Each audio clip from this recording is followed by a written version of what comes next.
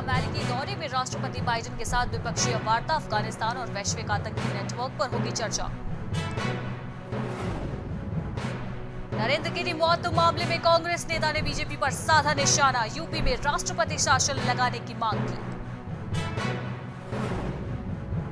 Covishield को मान्यता नहीं देने का मुद्दा भारत ने ब्रिटेन के सामने उठाया, कहा भेदभाव से भरी है नई पॉलिसी। उत्तराखंड में 15 दिनों के लिए बढ़ाया गया है कोरोना कर्फ्यू, जारी हुई नई एसओपी।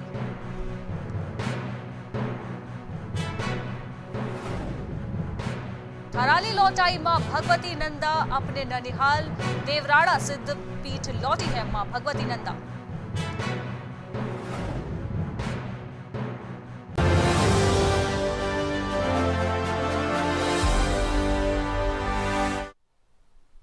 नमस्कार, पहाड़ समाचार में आपका स्वागत है। मैं हूं आपके साथ अनुष्का सिंह।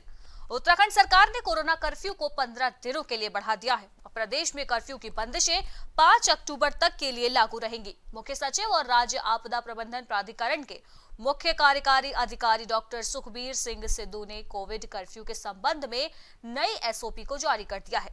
एसओपी में इस बार कोई राहत नहीं दी गई है, पुरानी बंदिशें बरकरार रहेंगी। एसओपी में चारधाम यात्रा और प्राइमरी तक के स्कूलों को खोलने के लिए यह स्पष्ट किया गया है कि उनकी अलग अलग एसओपी का पालन सभी जिलों में सुनिश्चित करना होगा। एसओपी के तहत वेडिंग हॉल में क्षमता के आधे लोग शादी समारोह में शामिल हो पाएंगे, लेकिन इसके लिए भी जिला प्रशासन से अनुमति लेना आवश्यक होगा। साथ ही कोरोना की जांच रिपोर्ट भी दिखानी होगी। प्रदेश में रात्रि कर्फ्यू भी पहले की तरह ही जारी रहने वाला है। वहीं बाजार सुबह 8 बजे से रात 9 बजे तक के लिए ही खुलेंगे। नगरीय क्षेत्रों में स्थित होटल, रेस्तरां, भोजनालय व ढाबे रात 10 बजे से सुबह 6 बजे तक बंद रहेंगे।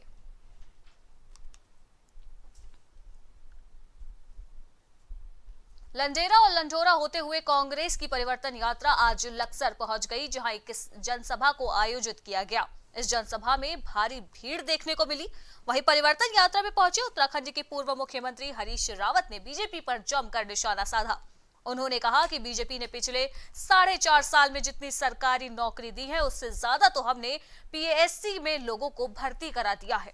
साथ ही उन्होंने कहा कि वह बिजली की 100 यूनिट फ्री देने की बात कर रहे हैं, हम उससे ज्यादा बिजली आपको फ्री देंगे। हरीश रावत ने मौजूदा सरकार पर यह भी आरोप लगाया कि सरकार ने गैस सिलेंडर की कीमत बढ़ाकर लोगों पर उसका भारी वजन डाल दिया है।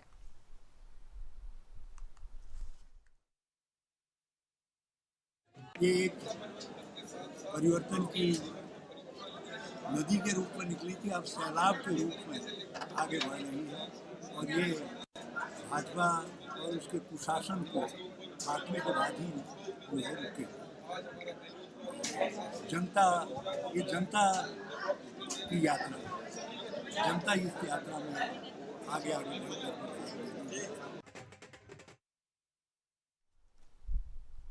उत्तराखंड के खाद्य और नागरिक आपूर्ति मंत्री ने 1 अक्टूबर से धान क्रय केंद्रों को संचालित करने के निर्देश दे दिए हैं। विधानसभा में अधिकारियों के साथ बैठक के दौरान मंत्री बंशीधर भगत ने सभी तैयारियों को लेकर समीक्षा की।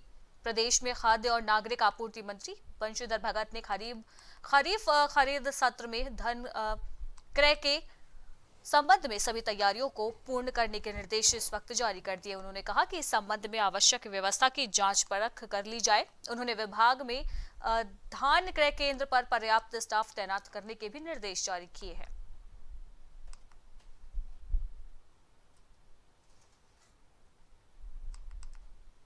आगामी विधानसभा चुनाव को जीतने के लिए उत्तराखंड में कांग्रेस ने अपनी पूरी तैयारियां कर ली है। लगातार भाजपा की कमियों को उजागर करने के साथ साथ अब कांग्रेस ने अपने कुनबे को भी मजबूत करना शुरू कर दिया है। इसके लिए बकायदा सदस्यता अभियान की शुरुआत की गई है। ऋषिकेश में सदस्यता अभियान के शुभारंभ अवसर पर नेता प्रतिपक्ष प्रीतम सिंह मौजूद रहे। मौके पर कार्यकर्ताओं ने गर्मजोशी के साथ फूल मालाओं से प्रीतम सिंह का स्वागत किया। नेता प्रतिपक्ष ने दावा किया कि सदस्यता अभियान से युवा वर्ग जुड़ने के लिए बेताब है। हालांकि सभी सदस्यता अभियान का टारगेट फिक्स नहीं हुआ है। जिस राजनीतिक दल के पास 70 विधायक चुनाव लड़ने योग्य नहीं है, आप मुझे बताइए, आप तो इसी देहरादून जनपद में रहते हैं, आप बता दीजिए कौन से ऐसे 10 लोग हैं जो देहरादून में उनके प्रत्याशी हैं, जरा बता दीजिए। देखिए, सोशल मीडिया के माध्यम से जो है किसी भी राजनीतिक दल का भविष्य जो है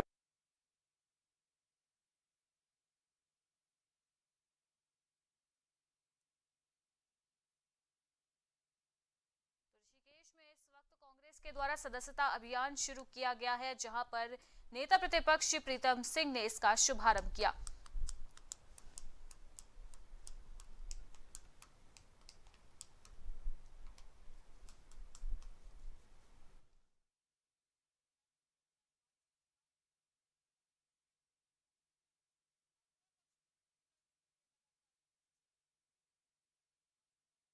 कमेटी की तरफ से कांग्रेस सदस्यता अभियान की शुरुआत की गई है। आपको बता दें कि आज से ऋषिकेश में सदस्यता अभियान की शुरुआत नेता प्रतिपक्ष ने की है। नेता प्रतिपक्ष प्रीतम सिंह ने वहां का शुभारंभ किया और लोगों को कांग्रेस पार्टी की सदस्यता दिलाई।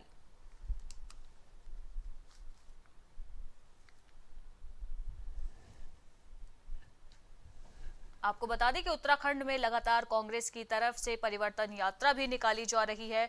वहीं इसी कड़ी में अगर हम बात करें तो कांग्रेस की तरफ से जारी किए गए इस पूरे अभियान के बाद से कांग्रेस पूरे मामले में काफी कॉन्फिडेंट नजर आ रही है। वो कह रही है कि आगामी चुनाव में कांग्रेस भारी जीत दर्ज करने वाली है।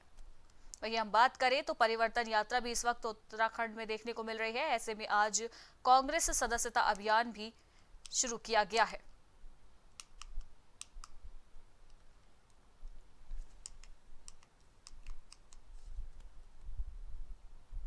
बढ़ते हैं हमारी अगली खबर की तरफ, जहां डीएम गढ़वाल डॉक्टर विजय कुमार जोगदंडे ने जिला निर्वाचन वेयर हाउस पौड़ी गढ़वाल में ईवीएम के वेयर हाउस कक्ष में रक्षित ईवीएम मशीनों के प्रथम चरण की चेकिंग कार्य का शुभारंभ किया है।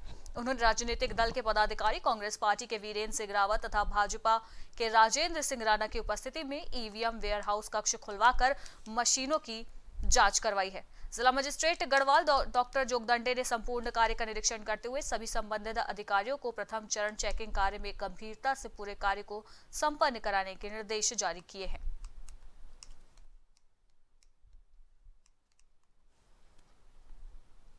वहीं अगली खबर लालकुआ से है, जहां लालकुआ के निकटवर्ती क्षेत्र ग्राम सभा जयपुर खीमा में कांग्रेस पार्टी के जिला महामंत्री डॉक्टर बालम सिंह बिष्ट के घर की छत पर रहस्यमय धमाके से घर के विद्युत उपकरण जल गए। आपको बता दें कि घर की छत की दीवारें भी क्षतिग्रस्त हो गई हैं। धमाका जिस वजह से हुआ है उसका अभी तक खुलासा नहीं हो पाया है। सूचना के बाद मौके पर पहुंची लालकुआं तहसीलदार नितेश डांगर और हल्दू चौड़ चौकी पुलिस ने जांच पड़ताल फिलहाल शुरू कर दी है। वहीं वरिष्ठ पुलिस अधीक्षक प्रीति प्रियदर्शनी भी अपनी टीम के साथ मौके पर पहुंची थी, जहां पर फोरेंसिक टीम, बम स्क्वाड टीम और डॉग स्क्वाड टीम भी काफी देर तक वहां पर छानबीन करती रही और नमूनों को एकत्रित किया गया। वहीं कांग्रेस नेता बालम सिंह बिष्ट ने घर पर हुए रहस्यमय का धमाका जो है वो इस वक्त चर्चा का विषय बना हुआ है। हम लोग नीचे हॉल पे बैठे थे, ऊपर से एकदम से धमाके की आवाज़ आई और मीटर का जो कवर वगैरह सब नीचे गिर गया। नीचे ऊपर से इतना मलबा गिर गया, हम लोग बाहर को भागे एकदम से। कितना तेज धमाका था? धमाका बहुत तेज था, हम सब हिल गए। तो कितना नुकसान हुआ है? नुकसान ये बिजली के सारे उपकरण, पंखे वगैरह सब उग गए। सारा मलबा आप लोग देख ही रहे हैं। क्या लग रहा है, क्या हो सकता है? कुछ जानकारी से लग रहा है? इस बारे में हम कुछ नहीं कह सकते। वहीं पिथौरागढ़ के सूर्य किरण प्रशिक्षण अभियान भारत नेपाल संयुक्त बटालियन स्तर पर शुरू हो चुका है। इस दौरान भारत नेपाल दोनों पर लेफ्टिनेंट जनरल SS महल BSM GOC UB एरिया ने उद्घाटन किया। भारत और नेपाल के सेना के एक इन्फेंट्री बटालियन इंटर ऑपरेबिलिटी विकसित करने और आतंकवाद विरोधी अभियानों और आपदा राहत कार्यों में अपने अनुभव को साझा करने के लिए एक साथ ये प्रशिक्षण दिया गया है। नेपाल के सैन्य अधिकारी पिथौरागढ़ पहुंचने पर भारतीय सेना द्वारा पारंपरिक तरीके से उनका स्वागत किया गया। वहीं प्रशिक्षण में दोनों सेनाओं के 650 कर्मी भाग लिए हैं। भारत जो है भाई है, बिल्कुल हमारा बॉर्डर आपको पता ही है, बिल्कुल शारदा नदी है, बस उसकी दूरी हमारा बॉर्डर के बीच में फासला है। और ये नेपाल आगे के साथ हमारा कोई नया रिश्ता नहीं है, बहुत पुराना रिश्ता है। आपको पता है ये 15वां एक्सरसाइज है, मतलब 15 साल से हम एक बार फिर चमोली जिले के पिंडर घाटी बंधाड़ में मां नंदा भगवती के अपने ननिहाल देवराड़ा सिद्धपीठ में पधारने पर यहां चारों तरफ खुशियां लौट आई हैं। बताते चले कि 6 महीने के प्रवास के बाद 31 अगस्त को मां नंदा भगवती करुण सिद्धपीठ से अपने ससुराल कैलाश के लिए चल पड़ी थी और नंदा सप्तमी के दिन वेदनी कुंज में सैकड़ों भक्तों की पूजा अर्चना के बाद मां नंदा को अपने ससुराल कैलाश के लिए विदाई दी गई।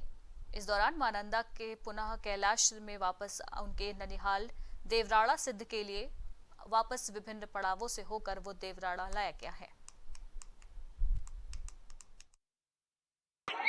जी परंपरा हमारे ऐसी है, यहाँ पे माँ भगवती आती रही और हमारे यहाँ पे स्वागत करते रहे। हमारे बुजुर्ग लोग होने आज भी उनके लड़के हैं, वो भी स्वागत कर रहे हैं, आगे भी स्वागत करते रहेंगे। हम आज इस परंपरा के अवसर पर हम माँ नंदा यहाँ देवराड़ा अपने ननिहाल आई है। तो ये अनंत चतुर्दशी के दिन बैठती है, तो इससे हमें बहुत अच्छा लगा कि हम अपनी परंपरागत जो भी हमारा मतलब वो है संस्कृति है, हम उसको लेके हमने एक विचार विमर्श किया कि हम सभी लोग सभी महिलाएं महिला मंगल दल से अपनी ड्रेसअप जो भी हमारा मतलब संस्कृति वो है पहनावा है, तो हम उसको लेके वहाँ गए। तो हमने वहाँ पे अच्छा स्वागत किया माँ नंदा का और हमें काफ़ी आशीर्वाद भी मिलता है उनसे, तो हमें बहुत अच्छा लगा।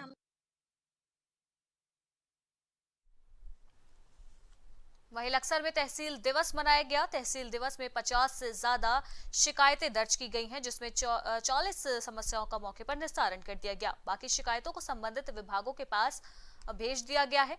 लक्सर उप जिलाधिकारी वैभव गुप्ता ने कहा कि जो संबंधित विभागीय अधिकारी मौके पर नहीं आए हैं उनके खिलाफ विभागीय कार्रवाई की जाएगी। साथ ही उन्होंने कहा कि सभी विभागों को निर्देशित कर दिया गया है कि जो समस्याएं इस वक्त उनके पास आ रही हैं उसकी तत्काल जांच कर 1 हफ्ते के अंदर उसका निस्तारण करें और अपनी रिपोर्ट उप जिलाधिकारी कार्यालय में भेजें।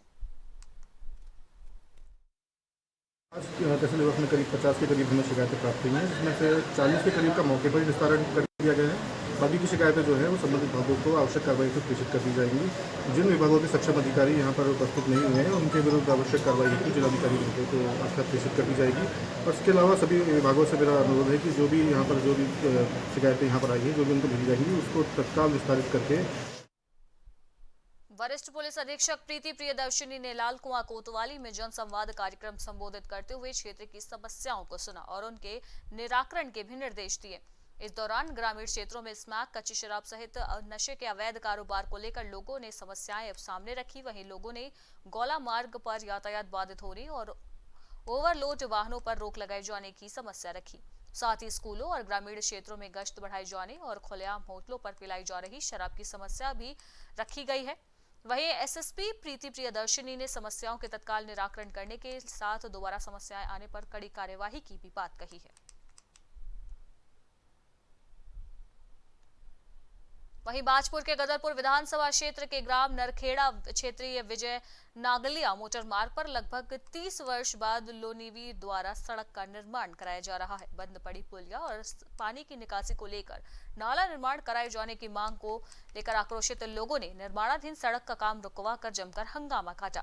ग्रामीणों ने कहा कि जब तक पानी निकासी को लेकर नाली निर्माण नहीं होगा और पुलिया नहीं खोली जाएगी, ये प्रदर्शन इसी प्रकार से जारी रहेगा। इसी के साथ ही आगे आने वाले विधानसभा चुनाव में नरखेड़ा के ग्रामीणों द्वारा चुनाव का बहिष्कार भी किया जाएगा।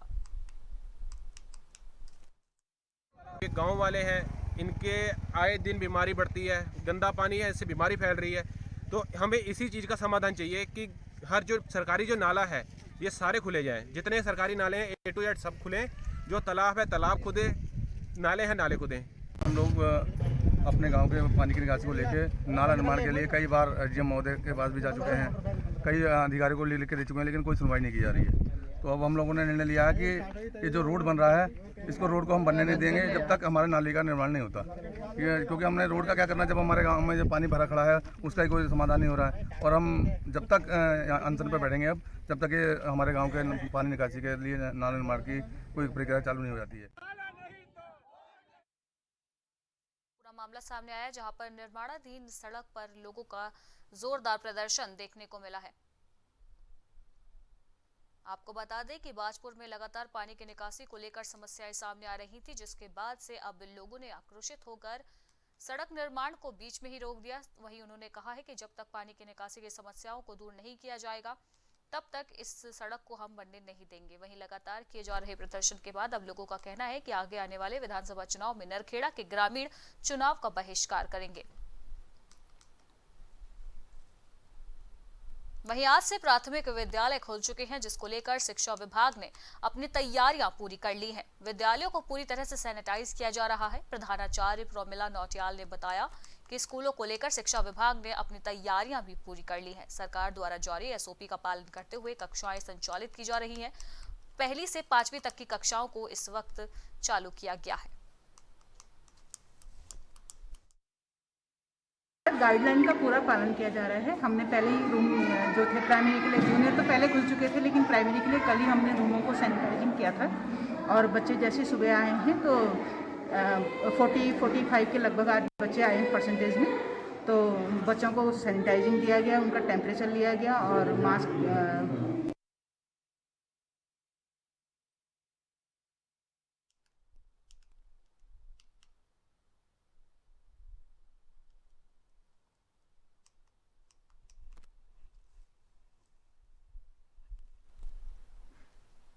वहीं झबरेड़ा में ड्यूटी के दौरान चौकीदार की अचानक से तबीयत खराब हो गई। आपको बता दें कि अस्पताल में चौकीदार को उपचार के लिए ले जाया गया, जहां पर उपचार के दौरान चौकीदार की मौत हो गई।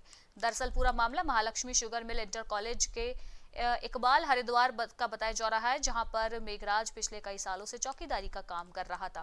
वहीं 2 दिन पहले अचानक ड्यूटी के दौरान मेघराज की तबीयत खराब हो गई, जिसके बाद कॉलेज स्टाफ ने उसे तुरंत अस्पताल में भर्ती कराया, जहां पर इलाज के दौरान पीड़ित की मौत हो गई है। शव को लेकर उसके परिजन महालक्ष्मी इंटर कॉलेज इकबालपुर में पहुंचे, जहां पर उन्होंने मुआवजे की मांग की। वहीं मौके पर विधायक पत्नी वैजयंती माला और झबरेड़ा विधायक देशराज कर्णवाल, वरिष्ठ कांग्रेस नेता राजपाल सिंह और भीम आर्मी कार्यकर्ता भी पहुंचे हुए थे।